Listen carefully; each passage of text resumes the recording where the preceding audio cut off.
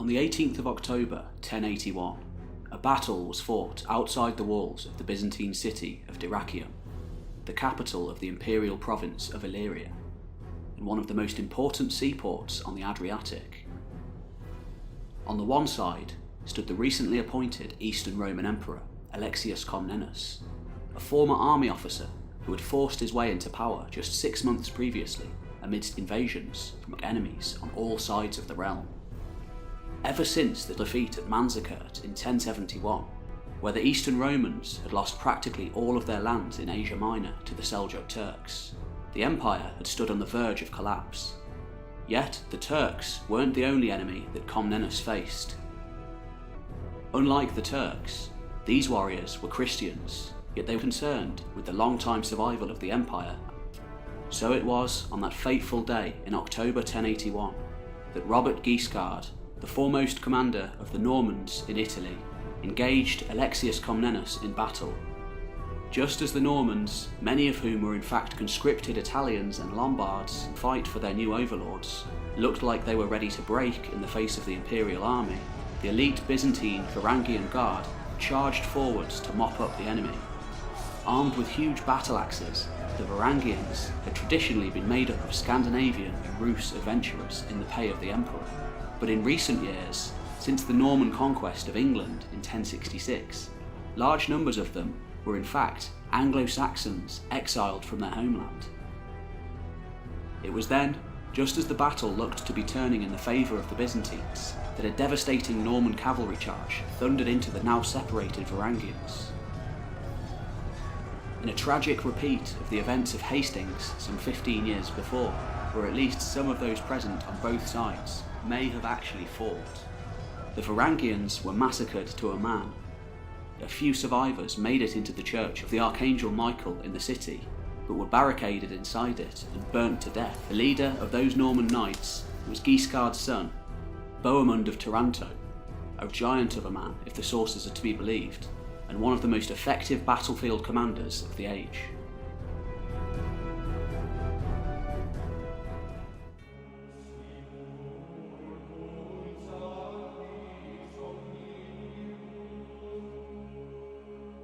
Not just content to command the vanguard in the army of his father, or another Norman lord, Bohemond sought to emulate his father's own feats, and those of his own kinsmen back in Normandy, by carving out his own lands on foreign shores.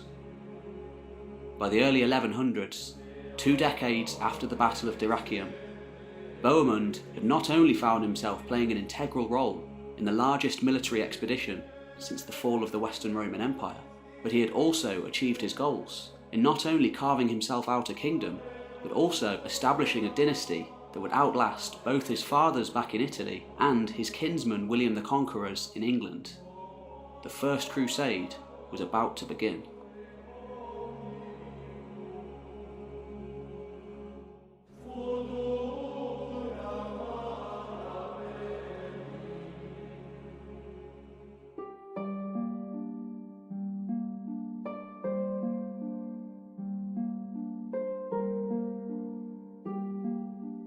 At the time of Bohemond's birth in around 1054, southern Italy had been the domain of various Lombard princes, Byzantine regional administrators, and Norman mercenaries since the turn of the millennium. It was these Norman swords for hire, the descendants of Vikings who had settled in northern France in the early 10th century, that would eventually capitalise on instability in the region to carve themselves out various political entities, and eventually a kingdom. Bohemond's father, Robert Guiscard, a minor knight from a backwater part of Normandy, had travelled to Italy in 1047 with just a handful of warriors. His elder brothers, William and Drogo, had already built up contacts for themselves in the region, and carved themselves out a small stronghold from where they conducted further raids and battles against the neighbouring Lombard, Byzantine and Arab lords of the region. Yet Guiscard could expect no handouts from his kinsmen. That simply wasn't the Norman way. Through a combination of his own sheer force of will and the deaths of various competitors, by the late 1050s, Guiscard emerged as the foremost power in southern Italy, succeeding in solidifying the various statelets into a single principality. Guiscard's first son, Bohemond, had been born in Italy during his father's early year. His mother was a Norman. As such, when Guiscard became a close ally of the Pope, he was advised to subsequently remarry a Lombard noblewoman named Sicilgita, and Guiscard's son with his new wife, Roger, his legitimate heir. Bohemond received a knightly education and remained close to his father. He was disinherited of any lands he may have hoped to gain upon his father's death. The two remained close, and Bohemond proved himself to be an able-bodied fighter from a young age. In 1079, Bohemond took part in the first battle in his lengthy career, during a rebellion of various Norman barons against his father. The rebellion was swiftly put down, although southern Italy remained in a state of almost perpetual war as various competing powers fought for supremacy. In the early 1080s, Guiscard sought to extend his realm even further, this time across the Adriatic Sea against the Byzantines, who looked on the verge of total collapse at the time. Bohemond landed in early 1081 at the head of an advance guard aimed to pave the way for Guiscard's arrival later in the year. Bohemond probably commanded some of the finest troops that the Normans had to offer. They were veteran warriors, blooded in the perpetual battleground of southern Italy. Bohemond and his men rampaged around the coast for several months before capturing the town of Valona. They also sailed to Corfu, but chose to not invade as the local garrison heavily outnumbered them. By May, Guiscard arrived with the rest of the army, possibly as many as 20 or 30,000 men. There, they besieged the town of Heracleum and won a decisive victory against Alexious' army when he arrived to relieve the siege in October. Father and son continued along the Adriatic coast for the next 3 years, variously taking it in turns to return to Italy for reinforcements, as Comnenus barely clung on to some semblance of control by stirring up rebellions against Guiscard's commanders on both sides of the sea. Finally, by 1084, an epidemic decimated the Norman army and forced both commanders back to Italy by December.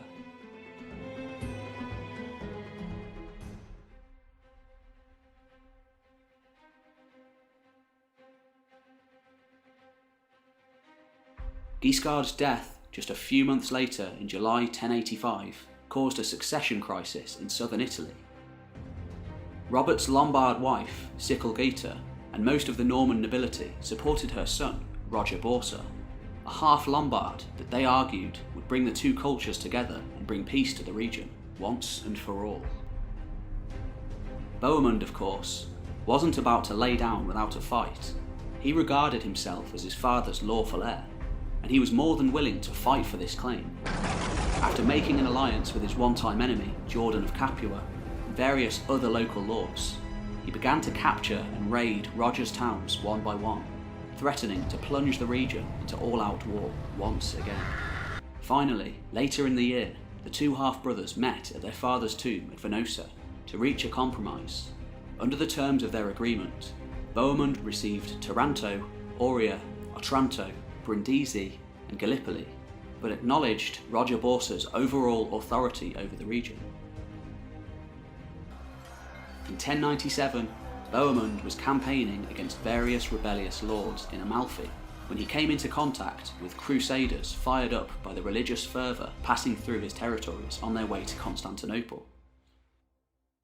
Despite the fact that he had spent much of his life engaged in a state of almost perpetual war with the Byzantines, Bohemond decided to take part in this vast religious crusade that had been called by the Pope, Urban II, at the Council of Clermont 2 years previously, in order to lend aid to the Byzantines against Seljuk Turkic attacks from the east.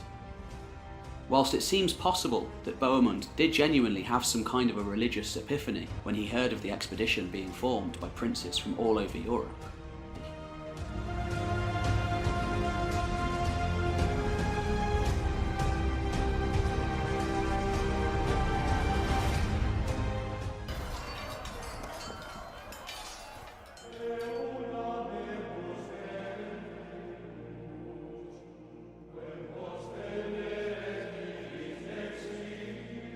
Bohemond gathered a large Norman army, possibly one of the finest in the crusading host, and together they crossed the Adriatic Sea, along the same route that he had previously plied in the early 1080s.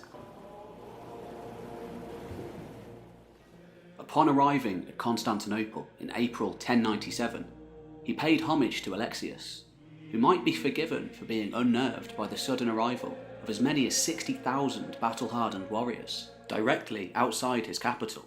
Alexious had sent out a call for aid, but likely hoped for a small group of mercenaries, not the vast army that he received. After some brief negotiations, Alexious quickly ferried the army across the Bosphorus into Asia Minor and unleashed them upon the Turks. After conquering the city of Nicaea for the empire, the Crusaders continued on in the midsummer of 1097 through the harsh, unforgiving plains of Anatolia.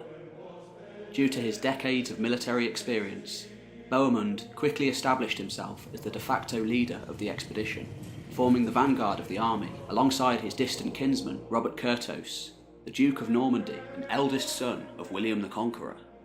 It says much for Bohemond's leadership that the First Crusade succeeded in crossing Asia Minor, where the later Crusades of 1101, 1147 and 1189 all failed to do so.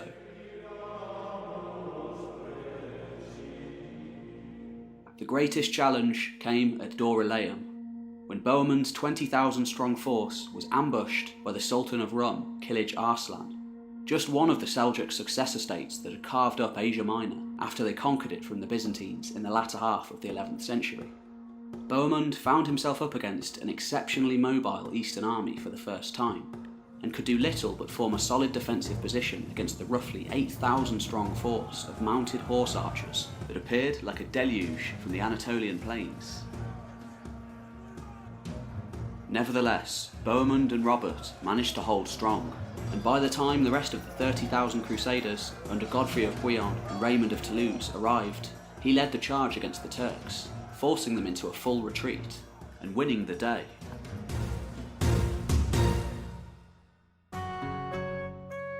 The crusade then continued on until it eventually arrived late in the year at the walls of Antioch, a former provincial capital of the Byzantines, now in Turkic hands.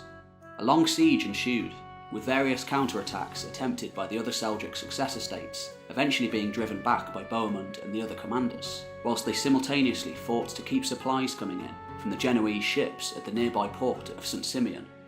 Finally, in June, the city fell, and Bohemond installing himself as the new prince of the city and its surrounding territories.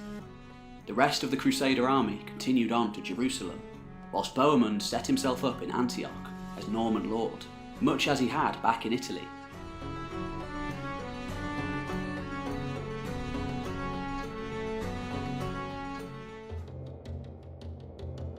In 1100, however, as he attempted to exploit regional instabilities in Cilician Armenia, he was defeated in battle and captured by the Danishmends, another successor state to the Seljuks who held sway in eastern Anatolia. Bohemond was kept in chains in a dungeon until he was finally ransomed back in 1103 by his nephew and erstwhile right-hand man, Tancred, who had ruled Antioch in his stead.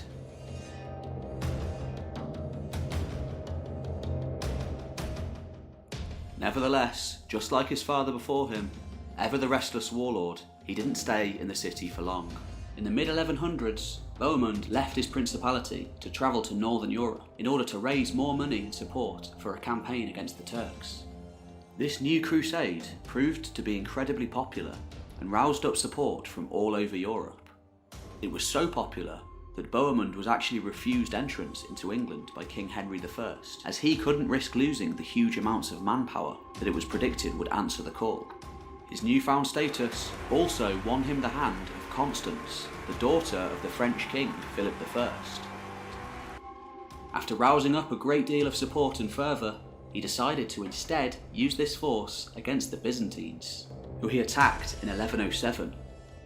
Yet, times had changed for the empire since the early 1080s. Alexius Comnenus had overseen a quite remarkable restoration of power. This newfound strength, coupled with the success of the First Crusade having taken pressure off the empire from the east, meant that the imperial army was able to meet Bohemond head-on, blockading him in the city of Dyrrhachium, place of his victory the last time the two men faced off close to 30 years before. And this time, Alexius had allies, an impressive fleet of Venetian war galleys that loomed over the city from the harbour. By 1108, after extensive fighting against Alexious, Bohemond agreed to become a vassal of the Byzantines, receiving the title Sebastos to admit a Greek patriarch into the city. Antioch remained a unique enclave of Latin and Greek Christianity in the east, and a major player in the various wars and crusades to come over the next 200 years. Bohemond died before ever returning back to Antioch. He was succeeded by his and Constance's infant son, Bohemond II, under the tutelage of his erstwhile lieutenant, Tancred de Hauteville, who became the new power in the city. Though by the end of his life, the Latin dynasty that he established survived there for longer than his family members in Italy and his kinsmen in England. His descendants would continue to struggle against Byzantine overlordship and the various Islamic powers of the region, playing off both against the other for close to 2 centuries.